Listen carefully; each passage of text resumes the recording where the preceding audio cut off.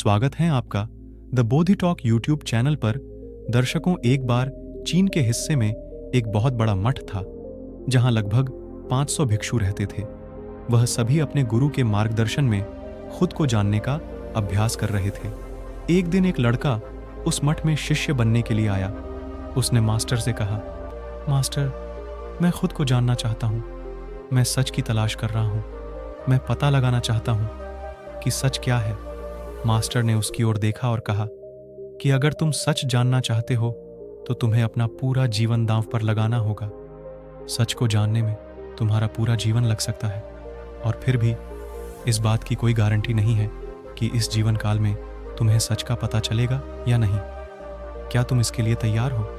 शिष्य ने कहा, मास्टर, मैं यहाँ पीछे मुद्दाने के लिए नहीं आया हूँ। मैं इसके लिए तैयार हूँ। गुरु ने कहा, अगर ऐसा है तो एक काम करो। इस मठ में 500 भिक्षु हैं। तुम उनके लिए चावल कूटने का काम करो। बस सुबह से शाम तक चावल को कूटते रहो। जब तुम थक जाओ तो सोने चले जाओ और फिर अगली सुबह उठकर चावल कूटना शुरू कर दो। इसके अलावा कुछ और मत करना। किसी और चीज के बारे में मत सोचना। बस इस रास्ते पर चलते रहना और दोबारा मेरे पास मत आना। जरूरत पड़ने पर मैं खुद तुम्हारे पास आऊंगा। उस लड़के ने गुरु के आदेश का पालन करते हुए चावल कूटना शुरू कर दिया। उस मठ में 500 शिष्य थे। उन सभी को समय समय पर भोजन की आवश्यकता पड़ती थी, इसलिए वह सुबह बहुत जल्दी उठ जाता था और देर रात तक चावल उठता रहता था। जब वह थक जाता तो उसी कमरे में सो जाता जहां वह चावल उठता था। वह किसी से बात नहीं करता और न ही कोई उसके पास बात करने आता था। कुछ महीनों तक चावल कूटते हुए उसके मन में पुराने विचार आते रहे, लेकिन जब उन विचारों को कोई नया विषय नहीं मिला तो वह अपने आप ही मिट गए। धीरे धीरे उसके मन में विचार कम होने लगे। कुछ सालों बाद तो वह अपना नाम तक भूल गया। वह हमेशा चुप रहता और विचारहीन अवस्था में बस चावल कूटते रहता। उसने न तो कभी ध्यान किया था और न ही कभी कोई शास्त्र पढ़ा था। मठ के बाकी शिष्य उसे मूर्ख समझते थे। ऐसा करते हुए 12 साल बीत गए। 12 साल बाद एक दिन मास्टर ने घोषणा की कि अब मेरा आखिरी समय आ रहा है और मुझे अपना उत्तराधिकारी चुनना है जो मेरे बाद इस मठ का मुखिया होगा। इसलिए मेरा कोई भी शिष्य जिसे लगता है कि उसे आत्म साक्षात्कार हो गया है और उसने खुद को जान लिया है, तो रात को मेरे दरवाजे के पास आकर इस दीवार पर कुछ पंक्तियां लिखें जिसमें उसकी जिंदगी का सारा अनुभव समाया हो। कई शिष्यों ने ऐसा करने के बारे में सोचा। मठ के प्रमुख शिष्यों में से एक ने वहां जाकर कुछ पंक्तियां लिखी। उसे बौद्ध धर्म ग्रंथों का बहुत ज्ञान था। सभी शिष्यों को लगता था कि वह इस मठ का उत्तराधिकारी बन सकता है। उसने लिखा था कि मन एक दर्पण की तरह है जिस पर विचारों और इच्छाओं की धूल जमा हो जाती है। इस धूल को हटाने के लिए ही ध्यान है, जिसकी धूल हट जाती है और मन का दर्पण साफ हो जाता है। वह मोक्ष को प्राप्त कर लेता है। अगली सुबह जब मास्टर उठे और उन्होंने उन पंक्तियों को देखा तो उन्हें बहुत गुस्सा आया और उन्होंने कहा कि किस बेवकूफ ने यह सब कचरा मेरी दीवार पर लिखा है। वह शिष्य जिसने यह लिखा था वह चुप रहा। हालांकि उसने जो पंक्तियां लिखी थीं वह ज्ञान से भरी थीं, लेकिन यह सब किताबी ज्ञान था।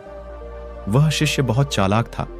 उसने पंक्तियां लिखी लेकिन नीचे अपने हस्ताक्षर नहीं किए, क्योंकि वह स्वयं इसके बारे में निश्चित नहीं था कि यह सही है या नहीं, क्योंकि उसे आत्म साक्षात्कार नहीं हुआ था। गुरु ने इन पंक्तियों को पूरी तरह से खारिज कर दिया। यह देखकर सभी हैरान रह गए। यह घटना पूरे मठ में चर्चा का विषय बन गया।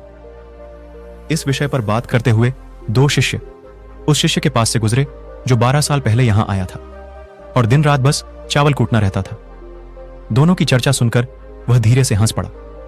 दोनों शिष्य ने उससे पूछा कि तुम क्यों हंस रहे हो? Speaker 1 on for our teams. उन दोनों की नजर में यह चावल कूटने वाला बहुत ही तुच्छ भिक्षु था। किसी ने भी उसे न तो कभी ध्यान करते देखा था और न ही कभी कोई शास्त्र पढ़ते। हर कोई उसे मूर्ख समझता था जो बस चावल कूटना ही जानता था। उस मठ में बहुत बड़े बड़े विद्वान थे, लेकिन उस चावल कूटने वाले को किसी से कोई मतलब नहीं था।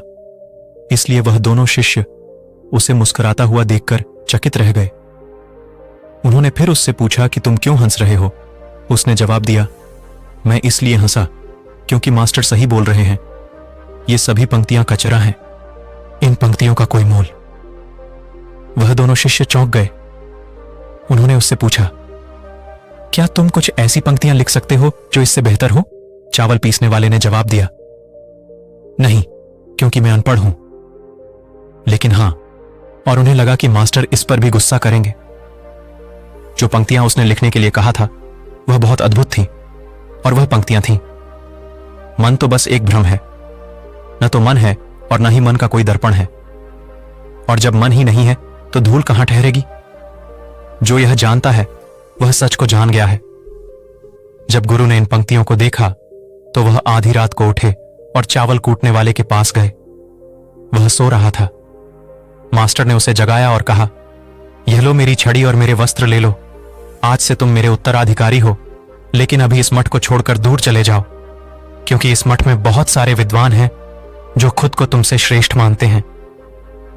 वह तुम्हें मार देंगे, क्योंकि वह इस बात को बर्दाश्त नहीं कर सकते कि एक साधारण सा चावल कूटने वाला उनसे ज्यादा विद्वान निकला।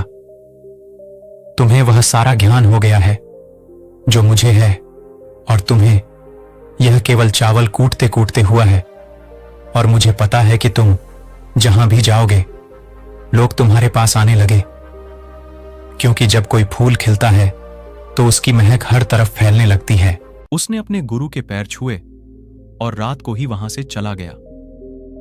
अगर हम अपनी जिंदगी में देखेंगे तो पाएंगे कि बहुत से लोग सोचते हैं कि ध्यान केवल एक जगह बैठकर आंखें बंद करके ही किया जा सकता है, लेकिन हकीकत में ऐसा नहीं है। ध्यान तो चलते चलते भी किया जा सकता है, या अपना कुछ काम करते हुए भी ध्यान किया जा सकता है। असल में ध्यान का मतलब यह है कि आप जो भी काम कर रहे हैं उसे इतनी शिद्दत से करें कि आपको अपने शरीर का ख्याल भी ना रहे। बिल्कुल चावल पीसने वाले की तरह, जो चावल कूटने में इतना मग्न हो गया कि उसे खुद का कुछ ख्याल ही नहीं रहा। चावल उठते हुए ही उसने आत्म साक्षात्कार प्राप्त कर लिया। इसी तरह जैन का अर्थ है हर समय वर्तमान में रहना और कुछ नहीं सोचना, क्योंकि मन तब तक ही है जब तक विचार है। जब विचार नहीं रहेंगे तो मन भी गायब हो जाएगा, और जब मन ही नहीं रहेगा तभी केवल तुम अपने आप को अच्छे से जान पाओगे। असल में हमें अपने वास्तविक स्वरूप को जानने के लिए कोई अन्य साधना करने की आवश्यकता नहीं है। हम जो कुछ भी कर रहे हैं बस उसे में हमें पूरी तरह से खो जाने की जरूरत है। अपने काम में इस तरह लीन हो जाओ कि आपका काम ही ध्यान बन जाए। अगर आपको बोधि टॉक यूट्यूब चैनल से संबंधित कोई सुझाव हैं तो कमेंट में लिखे। आपका दिन शुभ हो। Thanks a lot.